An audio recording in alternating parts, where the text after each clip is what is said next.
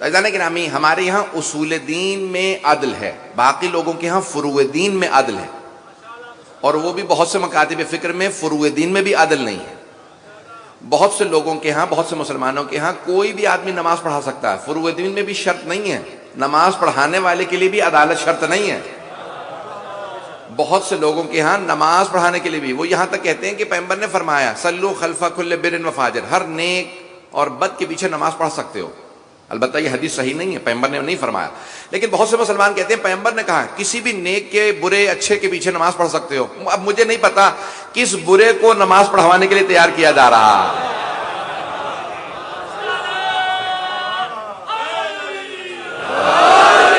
بات پہنچ رہی ہے ذہن کی نام؟ تو ان کے یہاں کسی کے بھی پیچھے نماز ہو سکتی ہے، ہمارے یہاں 2 رکعت کی نماز کے لیے بھی عدالت شرط ہے۔ کوئی نماز بھی نہیں پڑھا سکتا جب تک عادل نہ ہو، نماز نہیں پڑھا سکتا۔ یہ 2 رکعت کی نماز کے لیے بھی عدالت شرط ہے، عادل ہو تو نماز پڑھا سکتا ہے، عادل نہ ہو تو اس کے پیچھے نماز نہیں ہوتی۔ ارے عادل نہ ہو تو نماز نہیں ہوتی تو دین کیسے مکمل ہے بغیر عدالت کے؟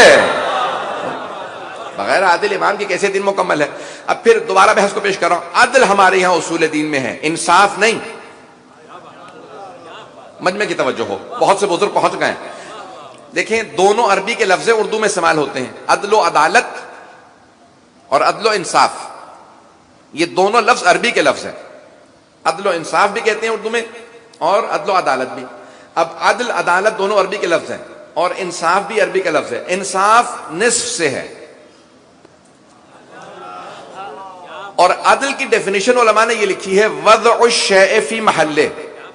تعریف یہ ہے عدل کی، وضع الشیء فی محلہ، کسی شے کو اسی کی جگہ پہ رکھنا، یہ عدل ہے۔ توجہ ہو، کسی بھی شے کو اس کی جگہ پہ رکھنا یہ عدل ہے۔ انصاف کیا ہے؟ جب 2 میں اختلاف ہو تو آدھا آدھا کر دیں، دونوں راضی ہو جائیں گے، یہ انصاف ہے۔ عزیزان گرامی، ایک چیز پہ مثال کے طور پہ ایک روٹی ہے، 2 افراد میں اختلاف ہو جائے، ایک آدمی کہتا ہے یہ روٹی میری ہے، دوسرا کہتا ہے روٹی میری ہے۔ انصاف یہ ہے کہ روٹی کے 2 ٹکڑے کیے جائیں، آدھی روٹی ایک کو دے دی جائے، آدھی روٹی دوسرے کو دے دی جائے۔ یہ آدھی آدھی روٹی کر دینا یہ انصاف ہے، عدل نہیں ہے۔ انصاف یہ ہے کہ دونوں کو راضی کر دیا جائے، دونوں کو آدھی آدھی روٹی دے دی جائے۔ عدل یہ ہے کہ معلوم کیا جائے حق کس کا۔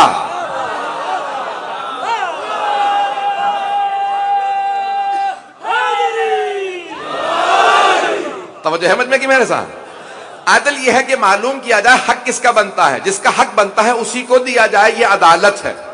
انصاف یہ ہے کہ دونوں کو راضی کر لیا جائے۔ عزیزان گرامی، ہمارا آج تک سارے مسلمانوں سے اختلاف اسی بات پہ ہے۔ وہ کہتے ہیں جتنے لوگوں میں اختلاف تھا سب کو راضی کر لیا گیا، سب کو کچھ نہ کچھ دے دیا گیا۔ ہم کہتے ہیں یہ انصاف تو ہو سکتا ہے، یہ عدل نہیں ہے۔ عدل یہ ہے کہ جس کا حق ہو اسی کو دیا جائے، جس کا حق ہے۔ تھوڑا تھوڑا زحمت کر کے اگر آ کے تشریف لے آئیں گے جگہ بن جائے گی، بہت سے لوگ پیچھے، تھوڑا تھوڑا سا صلوات پڑھ کے آ کے زحمت کر کے۔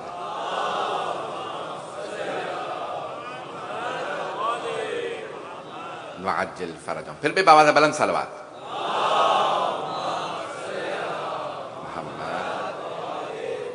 ٹائم دکھاتا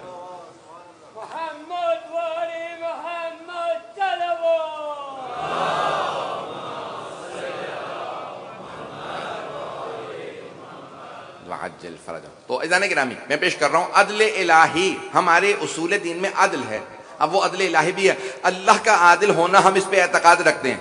اچھا، یہ نہیں ہے کہ دوسرے مسلمان یہ نہیں کہتے کہ اللہ عادل نہیں ہے، وہ بھی سب مانتے ہیں اللہ عادل ہے، لیکن عدالت کی تعریف میں اختلاف ہے۔ وہ یہ کہتے ہیں کہ اللہ جو بھی کر دے وہ عدل ہے، اب چاہے وہ یزید کو جنت میں ڈال دے وہ بھی عدل ہے، کسی نیک کو جہنم میں ڈال دے یہ بھی عدل ہے۔ ہم کہتے ہیں جی نہیں، جو عدل ہے وہی اللہ کرتا۔ ممکن ہی نہیں ہے کہ اللہ برخلاف عدل کوئی کام انجام دے۔ تھوڑی سی توجہ چاہوں گا، مجھے اس پہ مسئلے پہ توجہ چاہیے۔ آئیے ذرا میں تمہید پیش کر رہا ہوں۔ عزیزان گرامی، یہ اگر تمہید سن لیں گے، اللہ صرف اور صرف وہی کام کرتا ہے جو عدل ہو۔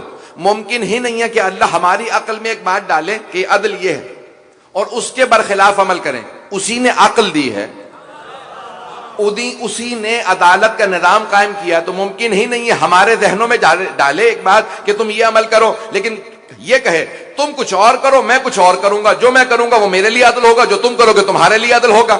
اگر ہر انسان کا اپنی ہی تعریف کے مطابق عدالت قائم کرنا اللہ کو قبول ہوتا تو اللہ حکم ہی نہ دیتا کہ عادل بنو۔ یہ اس کا بار بار حکم دینا کہ اسلام آیا ہی عدالت اجتماعی کے لیے ہے، سوشل جسٹس کے لیے آیا۔ اللہ عادل ہے، نبی عادل، امام عادل۔ معاشرے کے اندر حتیٰ ہمارے یہاں تقلید بھی جائز نہیں ہے جو عادل نہ ہو، نماز جائز نہیں، قاضی عادل ہو، ہر انسان عادل ہو، گواہ عادل ہو، اگر گواہ بھی عادل نہ ہو تو گواہی قبول نہیں۔ توجہ ہو، پتہ نہیں توجہ ہے یا نہیں ہے، گواہی قبول نہیں ہے اگر انسان عادل نہ ہو۔ اگر آپ عدالت میں گواہی دینے جائیں اور انسان کہنے یہ عادل نہیں ہے، اس کی گواہی قبول نہیں، گواہی بھی اس کی قبول ہے جو عادل ہو۔ اللہ ہمیں ایک حکم دے اور اس کے برخلاف عمل کرے، یہ ممکن نہیں ہے۔ اللہ حکم وہی دے گا جو اس نے خود سے نظام بنایا، نظام اس نے عدالت کا بنایا، ممکن نہیں ہے کہ وہ نظام جو وہ بنائے اس کے برخلاف عمل کرے۔ یہ جانتے ہیں پورا نظام، یہ پوری بحث کیوں کی گئی ہے بہت سے مسلمانوں کی طرف سے؟ وہ کہتے ہیں کہ بھئی کسی بھی طرح سے بروں کو برا نہ کہو۔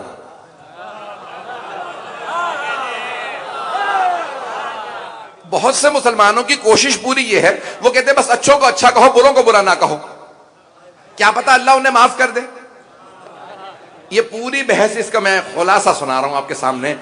وہ کہتے ہیں کیا پتہ اللہ معاف کر دے، تم یزید کو آج برا کہہ رہے ہو، امام حسین بہت کریم ہے، امام حسین بہت سخی ہیں، اگر کل انہوں نے یزید کو معاف کر دیا، تم آج لعنتیں کر رہے ہو یزید کے اوپر، تو کل کیا منہ دکھاؤ گے امام حسین کو اگر وہ کل معاف کر دیں؟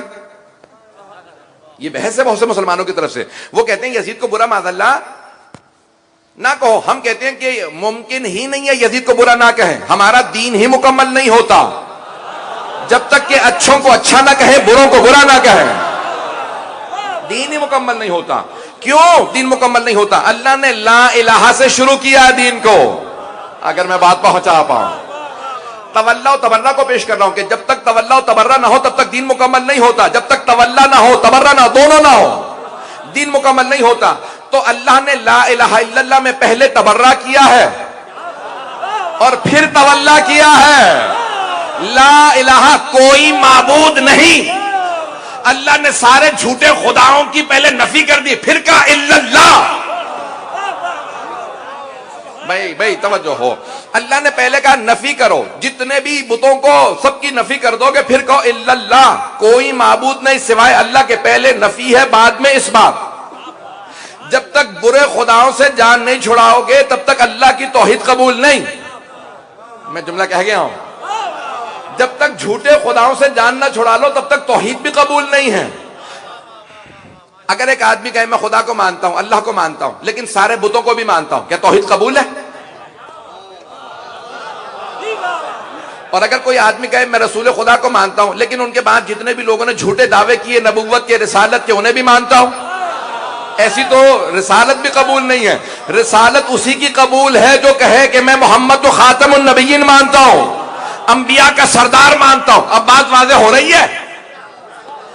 بھائی اللہ کی توحید تب تک قبول نہیں جب تک جھوٹے خداؤں کا انکار نہ ہو، تب جا کے کہو الا اللہ۔ جب سارے جھوٹے نبوت کے دعوے کرنے والوں کا انکار کر دو تب رسالت قبول۔ اب سمجھ میں آ رہا ہے ولایت و امامت کس کی قبول ہے؟